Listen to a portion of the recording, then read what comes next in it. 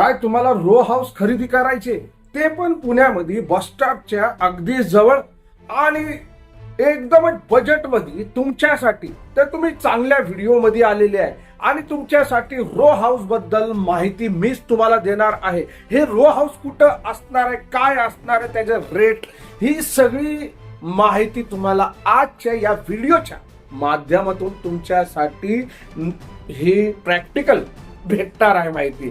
तर त्यासाठी मी एक रिक्वेस्ट करणार आहे की हा जो व्हिडिओ आहे हे तुम्हाला अजिबात सोडायचं नाही आणि व्हिडिओ संपूर्ण बघायचं, माहिती घ्यायची. आणि नंबर दिलेले त्या नंबरवरती तुम्हाला कॉल करायला लागणार आहे. त्या रो हाऊसचे फोटो, डिटेल सगळी काय तुम्हाला माहिती भेटून जाणार आहे. आणि पण एकदा तर तुम्हाला हा व्हिडिओ बघायला लागणार. बघा कसं त्यांच्याकडे भरपूर प्रॉपर्टी अवेलेबल आहे.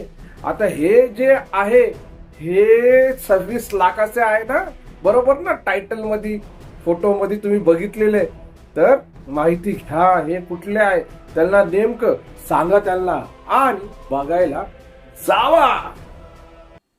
जय महाराष्ट्र, जय जय पुणे. मित्रांनो, मंडळी आणि बंधू बहिणींनो, मी कासिम शेख तुमचं स्वागत करीत आहे या पुणे प्रॉपर्टी व्ह्यूजच्या या व्हिडिओमध्ये. अहो, हा व्हिडिओ बनवायचा एक कारण होता, मुद्दा होता रो हाऊस आणि रो हाऊस. बरेचसे लोक कॉल करत होते की साहेब रो हाऊसचे व्हिडिओ हल्ली तुमचे दिसत नाही. तर बघा प्रॉब्लेम हेच आहे की मी तिथं जाऊ शकत नाही शूटिंगला, कारण की बघा माझ्या इथून थोडंसं लांब लांब लांब आहे आणि दिवसभर जो आहे व्हिडिओ बनवताना निघून जातो. पण तेवढा टाइम आमच्याकडे अवेलेबल नाहीये, कारण की बघा रो हाऊस हा विषय वेगळा आहे आणि जास्त करून आम्ही जे आहे प्लॉटिंग सेल करतो, प्लॉटिंग विकतो आणि प्लॉटिंगचे व्हिडिओज हल्ली जास्त येऊ राहिलेले आपले. पण आज हे जे व्हिडिओ बनवण्याचं कारण हेच आहे की बरेचशा लोकांनी सांगितलं की कमीत कमी बजेटमध्ये रो हाऊस कुठं भेटू शकतो. तर मी तुम्हाला 2-3 वेगवेगळे लोकेशनचे रो हाऊस बद्दल माहिती द्यायला इथं आलेले. तुम्ही व्हिडिओ सोडायचं नाही, व्हिडिओ संपूर्ण बघायचं. एक एक माहिती तुमच्यासाठी अचूक असणार आहे. पेपर वगैरे कसे असणार, काय असणार, लोन होणार का नाही, ही तपशिलाने माहिती मी देणार आहे तुम्हाला. बरं, आपण सुरुवात करू पुणे एअरपोर्ट रोड, नागपूर चाळ या परिसरामधून. आता बरेचशा लोकांना नागपूर चाळ बोललं तर त्यांना नागपूर आठवतो, पण नागपूर चाळ येरोडा जोडायला पाहिजे तिथं. आता नागपूर बोललं तर तेच नागपूर आठवतं, पण तिकडं त्यांना बोलून सुद्धा की येरोडा नागपूर चाळ हा भाग आहे. आणि इथं बरेचशा प्रॉपर्ट्या जे आहे स्वस्त बजेटमध्ये आहे. आता या नागपूर चाळमध्ये जे आहे ना, तर साधारणपणे खाली जे आहे ग्राउंड फ्लोअरला 1 RK आहे, वरती सेकंड फ्लोअरला 1 RK आहे आणि साधारणपणे एक 300 स्क्वेअर फीटची जमीन असणार आहे. त्याच्यावरती बांधलेले आहे, कंस्ट्रक्शन केलेले आहे. समोर जास्त लोकांना बघा प्रॉब्लेम काय होतो, कुठं आपण घ्यायला गेलं तर तिथं पार्किंगची सोय नसती. पण इथं तुम्हाला पार्किंग दिली जाणार आहे, 2 व्हीलर पार्किंग. नाही तर तुम्ही बोलणार की 4 व्हीलर पार्किंग भेटणार आहे, तर तसं होणार नाही. 2 व्हीलरची पार्किंग तुम्हाला इकडे अवश्य भेटणार आहे. तर तुम्ही ही 2 व्हीलरची पार्किंग वाले रो हाऊस खरेदी करू शकता. पण थांबा, इथं एक थोडंसं एक प्रॉब्लेम आहे की इथं कुठल्याही बँकेचे लोन होऊ शकत नाही, तुम्हाला प्रायव्हेट फायनान्स करायला लागणार आहे. आणि हे जे आहे हे डायरेक्टली मालक जे आहे 45 लाख बोलतात. पण 45 लाख का या भागामध्ये एक रो हाऊस खरेदी करायला? बघा कारण हेच आहे की आजूबाजूला कल्याणी नगर, विमाननगर, कोरेगाव पार्क आणि बाजूला 3 किलोमीटरवर पुणे एअरपोर्ट, इंटरनॅशनल जे एअरपोर्ट आहे ते आहे. म्हणून इथं हे भाव ठेवलेले 45. आणि हा जो परिसर आहे पुणे स्टेशन पासून एक 6 किलोमीटर अंतर आहे, म्हणून हे जे 45 लाख आहे. आणि पण प्रॉब्लेम इथं आहे की कागदपत्र जे आहे टॅक्स पावतीवर, मीटर पावतीवर हे खरेदी खत बोलू शकत नाही, खरेदी होऊ शकतो एवढे. कारण की बरेचसे इथं भारी भारी प्रॉपर्ट्या, अहो 2-2 करोडच्या प्रॉपर्ट्या टॅक्स पावती आणि मीटर पावतीवर ते सेल झालेले आहेत. बरेचशा अशा घरं आहे इथं ज्यांना आपण एक साधारण एक छोटेसे स्मॉल रो हाऊस बोलू शकतात असे. आणि इथंच एक नागपूर चाळमध्ये आहे संपूर्ण एक बघायला गेले 5 मजली बिल्डिंग आहे, 5 मजली. पण त्या बिल्डिंगचं हे आहे की रोड पासून हे एकदम जवळ आहे. म्हणजे या बिल्डिंग जे रोड आहे हे 200 किलोमीटर अंतरावर आहे. इथं तुम्हाला 4 व्हीलर पार्किंग भेटू शकते. कसं, रोडवरती तुम्ही 4 व्हीलर लावू शकतात, आतमध्ये 2-3 2 व्हीलर लावू शकतात. पण इथं जे आहे तर एक वेगळं आहे, खाली 1 BHK आहे. मग त्यानंतर वरती प्लस 1 BHK किती झाले 2, आणि प्लस तिसऱ्या मजल्याला सुद्धा 1 BHK आहे. आणि चौथा 4 मजली आहे. Sorry, I am so sorry, 4 मजल्याचे हे बिल्डिंग आहे. टोटल 5 मजली आपण बोलू शकत नाही. चौथा मजला जो आहे, परत तिकडे एक हॉल आणि किचन बनवलेलं आहे त्यांनी, खूप भारी. हे पण बघायला गेलं ना जवळजवळ हे ह्याचा बांधकाम जो आहे एक 1000 स्क्वेअर फीट पर्यंत असणार आहे. कारण की जो खालचा जो राऊंड आहे म्हणजे जमीन जी आहे काय साधारणपणे 400 स्क्वेअर फीटचा बांधकाम आहे. कारण की 1 BHK आहे ना टोटल बुवा.